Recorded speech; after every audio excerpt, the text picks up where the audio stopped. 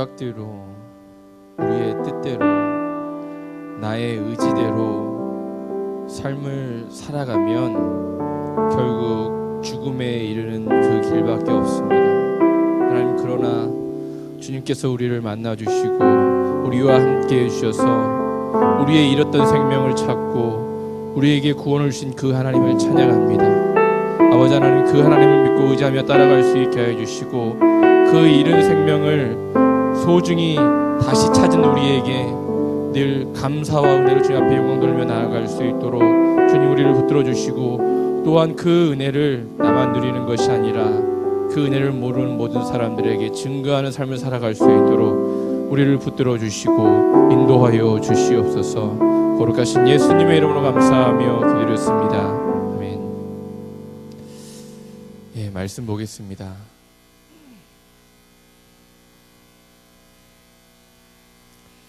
사도행전 2장 37절에서 41절입니다.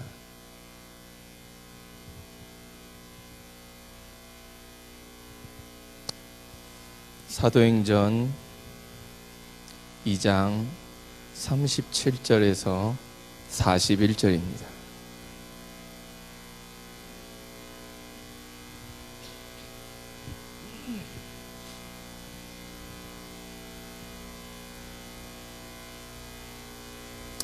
한 절씩 교독하겠습니다. 그들이 이 말을 듣고 마음에 찔려 베드로와 다른 사도들에게 물어 이르되, 형제들아, 우리가 어찌할꼬 하거늘.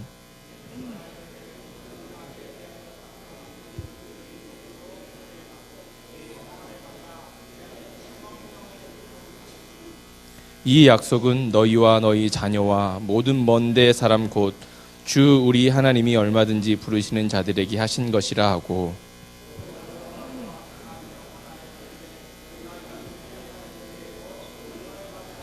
다 같이 읽겠습니다. 그 말을 받은 사람들에게 세례를 받음에 이날의 신도의 수가 3,000이나 더하더라.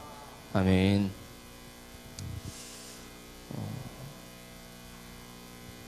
이 세상의 모든 존재되어지는 사람들에게는요, 자신이 감당해야 될 몫이 있고 또한 자신이 있어야 할 위치가 있습니다.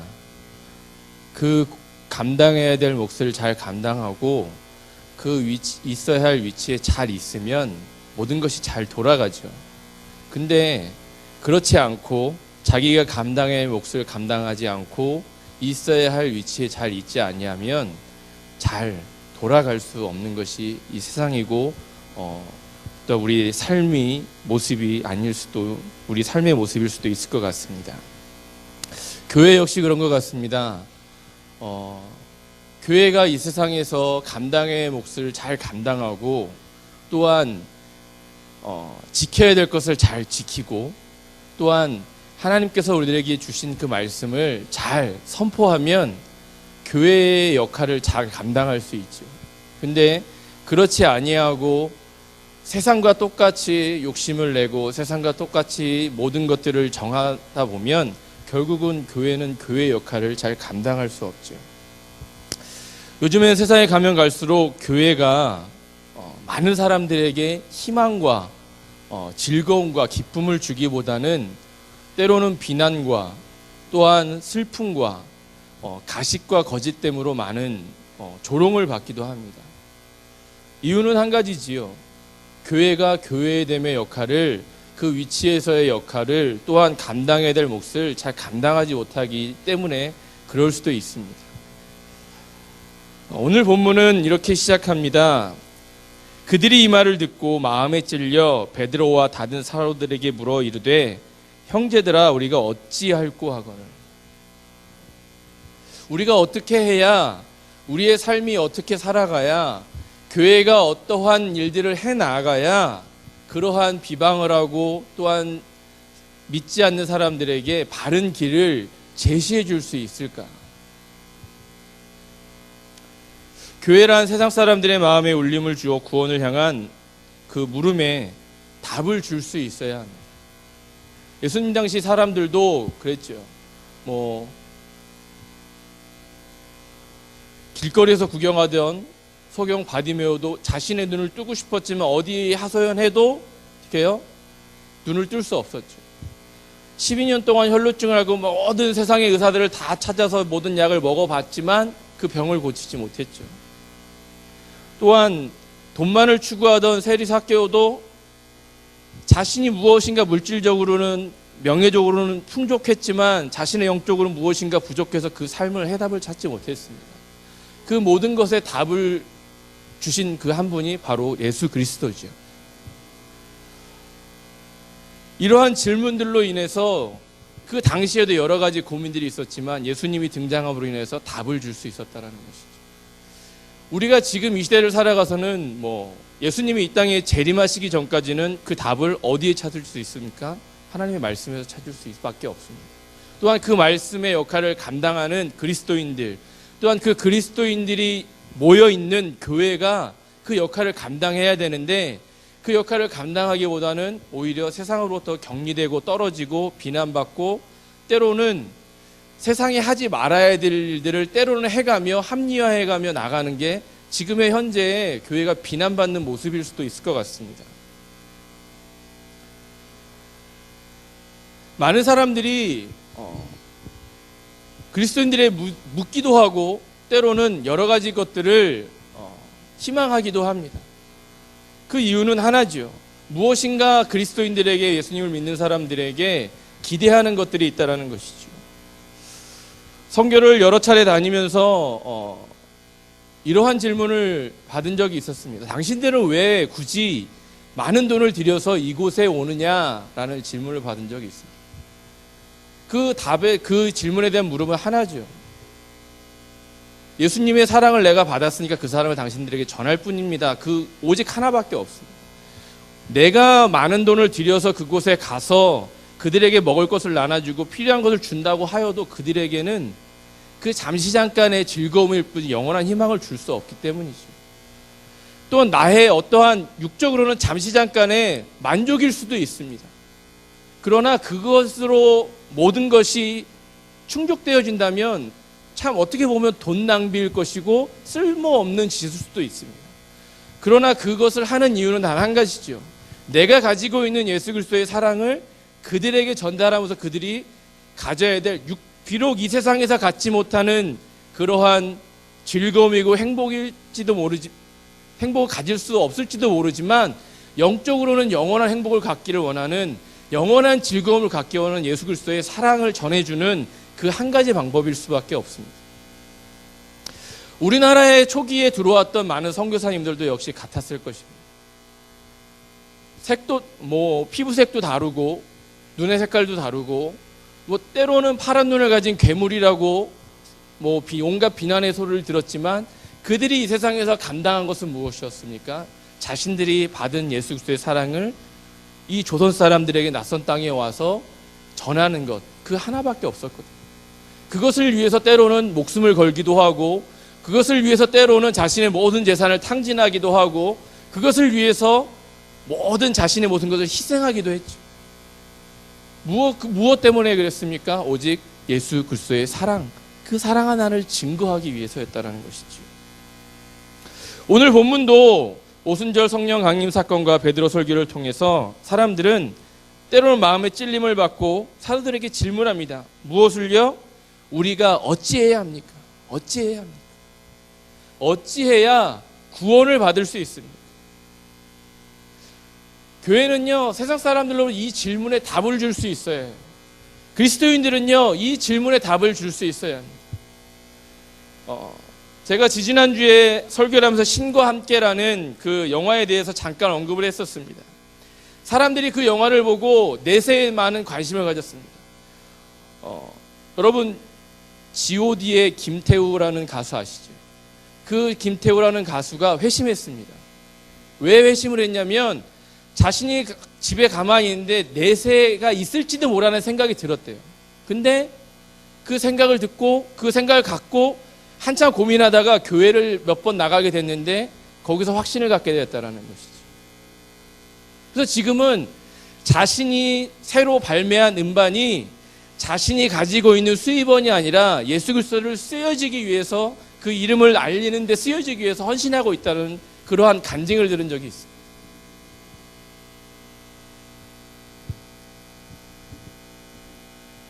그리스도인들의 삶이 이러한 울림을 줄 수 있어야 한다는 거죠. 세상 사람들의 물음에 답을 줄 수 있어야 합니다. 특히 한국 사람들은요, 어떤 정서가 있냐면 이 유교적인 내세에 대한 관심이 굉장히 많이 있습니다. 아무리 신을 믿지 않는 사람도요, 여러분 가서 한마디 던져보세요. 너 지옥 가라. 한마디 던져보세요. 그 사람이 가만히 있나? 가만히 있는 사람 아무도 없습니다. 왜요? 자기는 내세에 대해서 인정하지는 않지만 지옥 가라는 말을 듣고 기분 좋아할 사람은 아무도 없어요. 한번 길거리 가서 한번 해보십시오. 그 사람들의 반응이 어떻게 나타나는지. 예수 믿고 천국 가십시오 하면 무시하고 지나갑니다. 근데요, 당신은 예수를 믿지 않기 때문에 당신은 지옥 갈 겁니다 라고 이 말을 반문으로 던지면요, 가만히 있을 사람 아무도 없어요. 막 쌍욕을 하고 갈지도 모릅니다. 왜요? 자기한테 저주를 퍼붓는다고. 내세를 믿지도 않는데, 자기가 예수 그리스도를 인정을 하지도 않는데 왜 지옥 가라면 왜 그들이 펄쩍 뛰고 반응할까요? 내세에 대한 마음이 자신의 마음속 깊은 곳에 자리 잡고 있기 때문에, 그 내세에 대한 물음이 그 신과 함께는 영화를 통하여서 많은 사람들이 지금 관심을 많이 갖고 있다는 것이죠.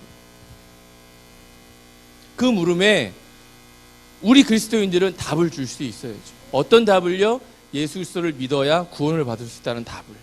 근데요, 그 답을 주려면요, 그냥 말로만 해서 되는 게 아니에요. 말로만 해서 되는 게 아니고 행동으로 보여줘야 돼요. 여러분, 요 며칠 전에 문재인 대통령이 여러 청년 실업을 가지고 이야기하면서 장관들을 모아놓고 이렇게 이야기했습니다. 제발 현실적인 대안을 내놓으라. 하는 척만 하지 말고 가능한 현실적인 대안을, 모든 것을 동원해서 한 달 안에 답을 만들어내라고 했습니다. 어떤 답을 만들어낼지는 모르겠지만 그 답을요, 세상 사람들이 내세에 대한 갖지 못한 그 답을 기독교인들은 줄 수 있어야 돼요. 어떻게 해요? 현실적으로 나의 삶을 통하여서. 저 사람들은 무엇 때문에 저렇게 목숨을 걸고 낯선 땅에 와서 주의 복음을 전할까라는 그 물음에 선교사들은 무엇으로 답을 했습니까?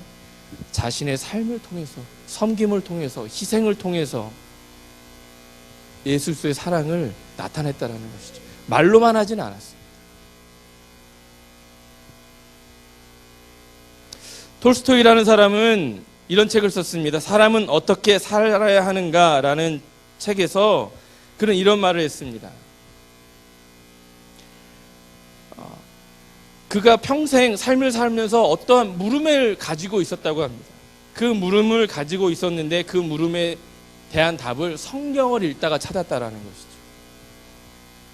인생에 대한 구원의 물음을 성경을 읽다가 찾게 되었다라는 글을 남긴 적이 있습니다. 우리 그리스도인들의 삶이 내세에 관심을 가지고 있는 사람들에게 답을 주려면 우리들의 삶이 먼저 그 답을 행하고 있어야 돼요. 뭔가 그들과 다른 삶을 추구하고 있어야 돼요. 그냥 똑같이 돈 많이 벌고 내가 잘 먹고 잘 사는 것이 아니라 그것을 벌어서 어떻게 해요? 나를 위해서 쓰는 것이 아니라, 나만 위해서 쓰는 것이 아니라 나 외에 다른 곳에도 사용해야 되는 거죠. 세상 사람들은요, 내가 잘 벌어서 다른 사람을 죽이고 밟고 올라가도 내가 잘 살면 그만이에요. 근데요, 그리스도인들은요, 똑같이 그렇게 살면 기쁨이 없어요. 왜요? 예수 그리스도의 사랑을 실천하는 삶이 아니기 때문에.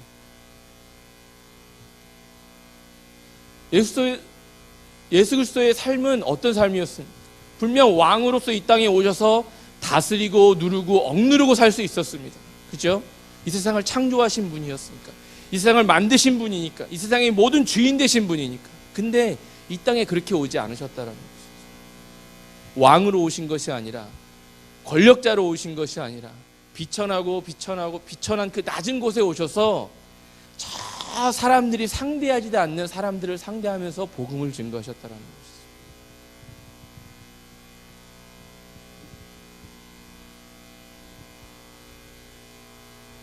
나의 삶을 통해서 믿지 않는 사람들이 무엇인가 물음표를 가질 수 있는 삶을 살아갈 수 있어야 돼요. 그래야 그들이 교회에 대한, 내가 믿는 예수님에 대한 관심을 표명하기 시작한다는 것이죠.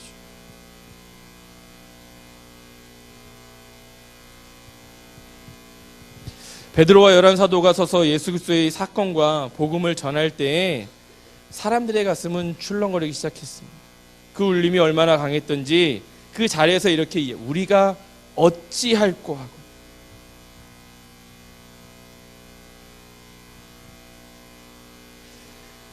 (37절) 이전에 이런 말씀이 있습니다.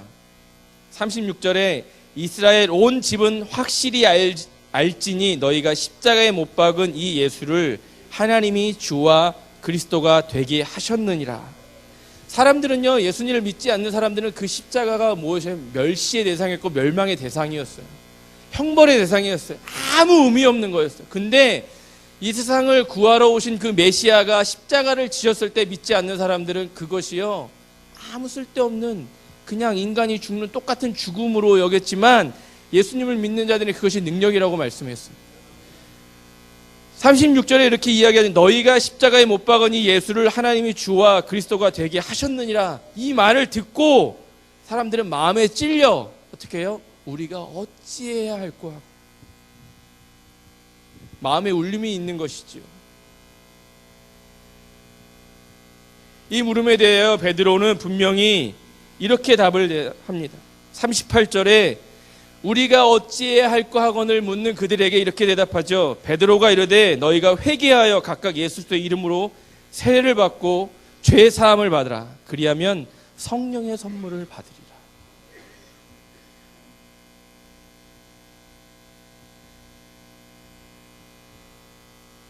사람들은요, 삶을 살아가면서 수많은 물음과 난관에 부딪힙니다. 그러나 길과 답이 없기 때문에 늘 힘겹고 기쁨 없는 삶을 살아가죠. 답을 찾은 사람은요, 기쁘게 살아갈 수밖에 없어요. 여러분, 사업을 계획하고 실행하는데 이렇게 하면 100% 잘 될 거다라는 사업을 구상을 가지고 나아가는 사람은요, 기쁜 삶을 살아가요. 근데 정작 사업을 시작했어요. 근데 어떻게 할지를, 하루하루 어떻게 할지 모르겠어요. 그 사람이 기쁘겠습니까? 즐겁겠습니까? 매일매일 하루가 곤욕이죠. 힘들죠. 어렵죠. 왜요? 무엇을 어떻게 시작해야 될지도 모르고 어떻게 어떤 사람을 만나야 될지도 모르기 때문에 그렇습니다. 근데 그 답을 명확히 알고 있는 사람은요, 기쁘겠죠. 즐겁겠죠. 늘 승리하는 일을 할 수밖에 없겠죠. 이러한 물음을 하는 사람들에게 예수님은 뭐라고 했냐면, 나에게 오라, 나에게. 그리고 내가 곧 길이다, 진리다 라고 말씀하셨어요. 수고하고 무거운 인생들아 다 내게로 오라, 내게 짐을 내려놓으라고 예수님은 말씀하셨죠.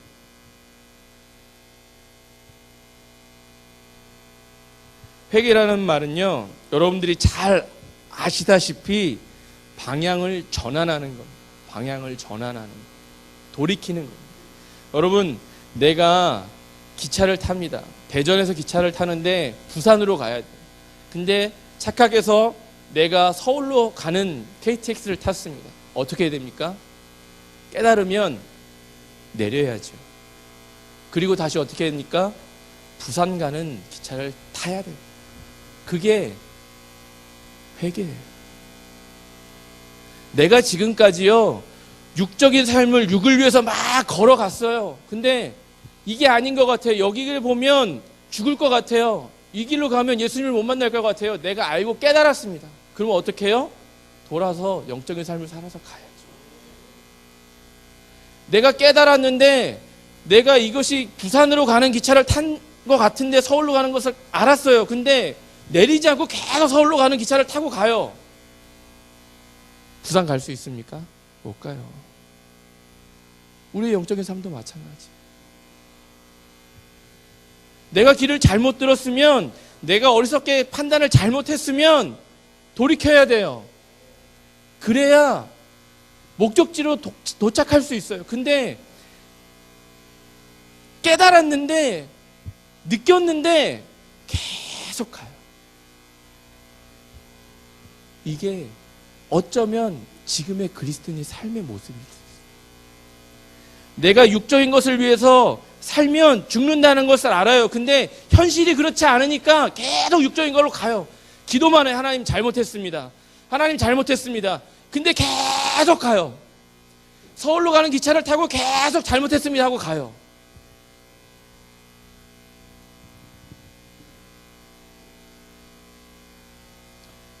후회만 해요. 후회만. 반성을 합니다. 그것을 현재 어쩌면 그리스도인들은 그것이 회개라고 생각할 수도 있어요. 근데 그건 회개가 아니에요. 내려서 어디요? 다시 갈아타야 회개죠.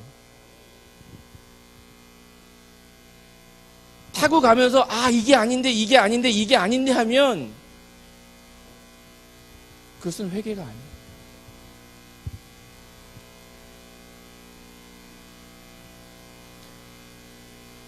예수님께서 처음으로 이 세상에 공생애를 시작하시면서 세상을 향해 외친 첫 마디 잘 아시죠? 마태복음 4장 17절에 예수께서 비로소 전파하여 가라사대 회개하라 천국이 가까웠느니라. 성경이 말하는 회개란 분명합니다.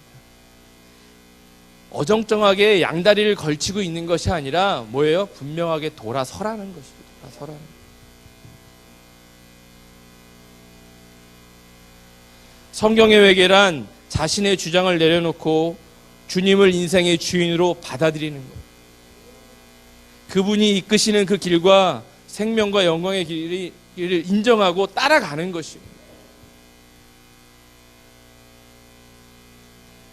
우리가 지금까지 자신이 주인이 되어서 자기 중심으로 계속 길을 갔다면, 인생을 살아갔다면, 여러분, 우리의 주인이 누구요? 예수 그리스도라고 시인하면 주님이 인도하시는 그 길로 내가 혹 지금 잘 못 가고 있는 느낌을 받더라도 가야 돼요. 인생의 방향을 전환시켜야 합니다. 그것이 참된 회개예요.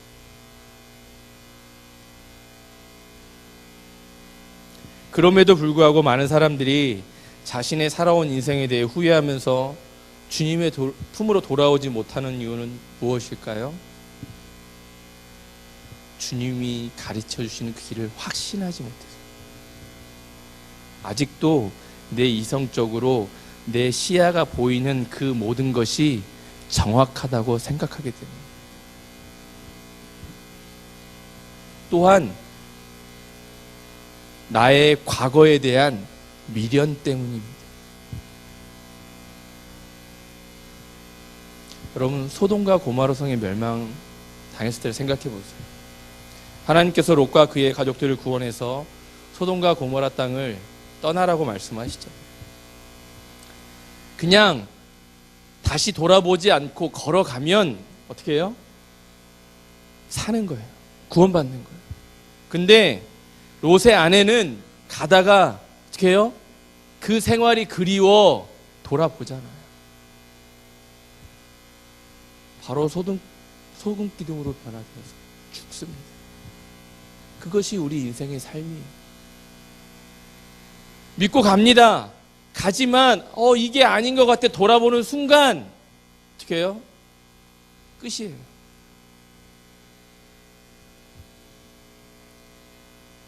세상에 대한 미련은 멸망입니다. 주님은 자신을 믿고 따르라는 말씀하시면서 분명한 결단을 촉구하십니다. 마태복음 16장 24절에 보면 예수께서 제자들에게 이르시되 아무든지 나를 따라오려거든 누구를 부인하래요? 자기를 부인하고 내 십자가를 지고 나를 쫓을 것이다. 나를 부인하고 내 생각과 의지와 내 모든 관념을 다 부인하고 누구만을? 예수님만을 믿고 따라오라. 누가복음 14장 33절에는 이와 같이 너희 중에 누구든지 자기의 모든 소유를 버리지 아니하면 누구예요? 능히 내 제자가 되지 못하리라.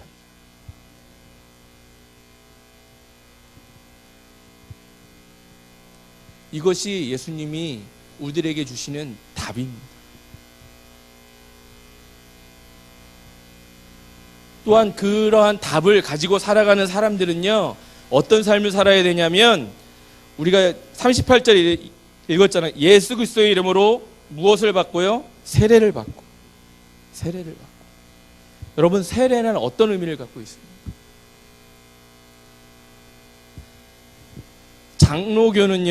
장로교는 세례를 줄 때 어떻게 해요? 이렇게 물을 이렇게 목사님이 찍어서 이렇게 세례를 주시잖아요.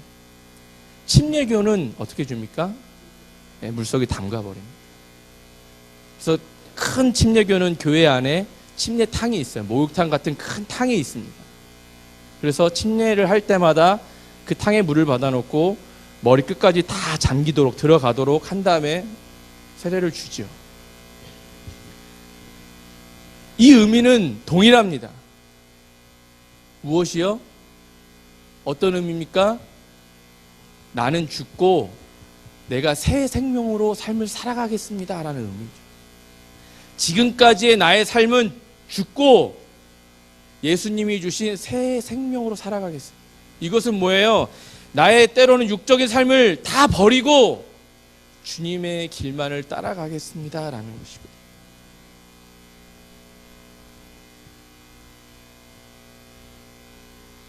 이에 대해서 로마서 6장 1절에서 5절에는 이렇게 의미합니다. 그런즉 우리가 무슨 말하리요? 은혜를 더하게 하려고 죄에 거하겠느뇨? 그럴 수 없는. 여러분, 가끔 우스갯소리로 이런 얘기를 해요. 죄가 많은 곳에 은혜가 많다. 정말 그럴까요? 죄가 많은 곳에 은혜가 많다. 왜 그런 말을 할까요?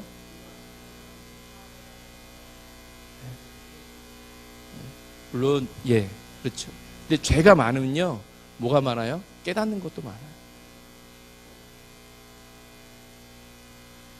반성하는 것도 많아요. 그것을 착각해서 은혜로 생각할 때가 있어요. 제가 분명히 이야기했잖아요. 반성과 후회는 은혜가 아니에요. 돌이켜서 돌아가는 것이 은혜예요.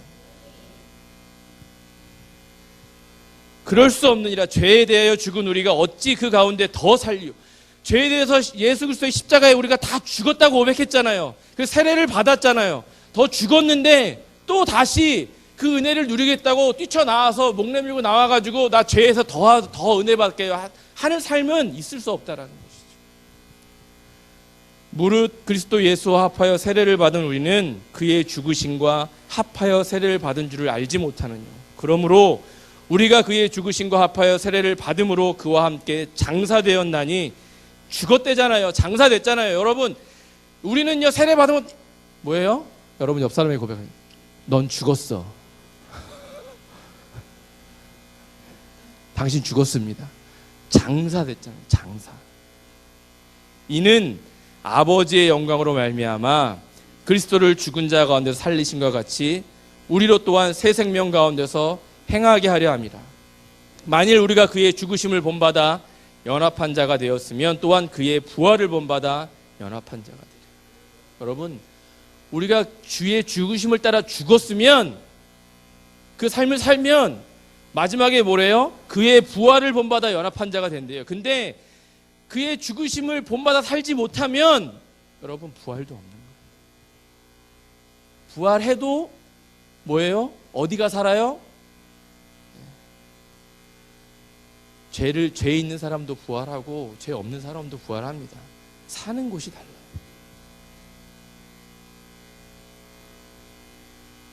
그러한 사람들에게 예수님은 무엇을 주시겠다고 약속하십니까?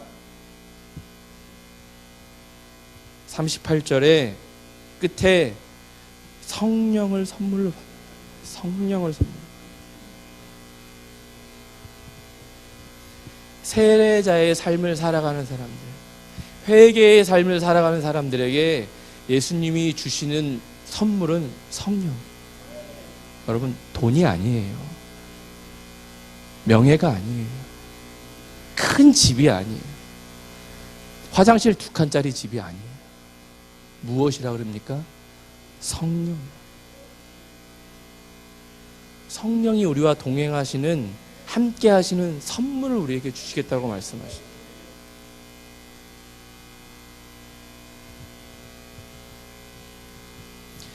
하나님께서 성령을 선물로 주신 것은 우리가 어떤 예수님에 대해서 업적을 쌓거나 큰 공로를 나타내서가 아니라 회개하고 새로운 길로 가기로 믿음으로 결단하고 돌아설 때 성령을 선물로 주시겠다고 말씀하셨습니다.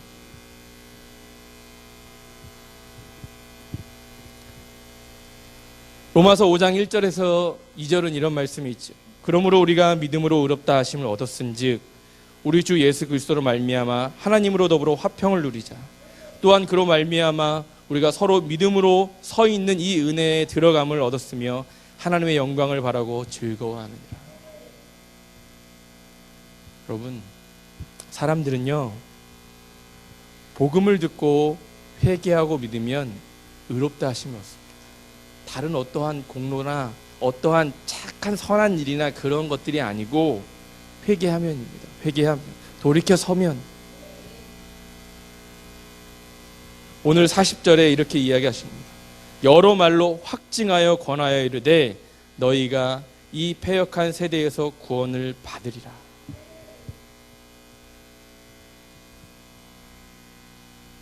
그리고 세례 받은 삶을 살았더니, 그 세례를 받았더니 그 말을 믿고 세례를 받은 사람들이 있었더니 어떻게 해요? 마지막 절에 이 날에 신도의 수가 3,000이나 더하더라.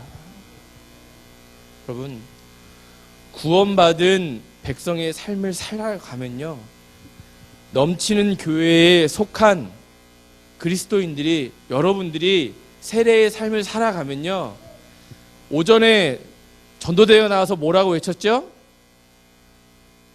광명시의 영혼을 누구에게로요? 예수님께로.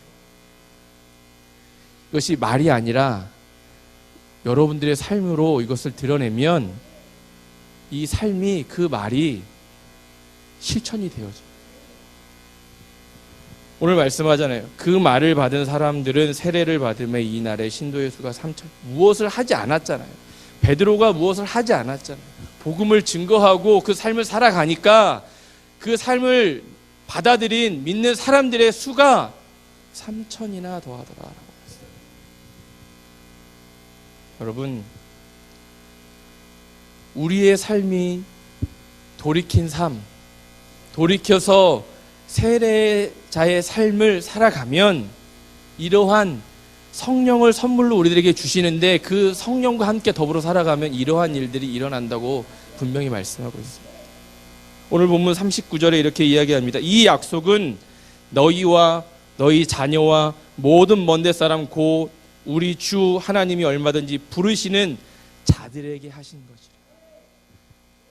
여기에 앉아 계신 분들은요, 누구의 부르심을 받아 여기 와 있습니까? 예수님의, 하나님의 부르심을 받아 이 자리에 앉아 있습니다.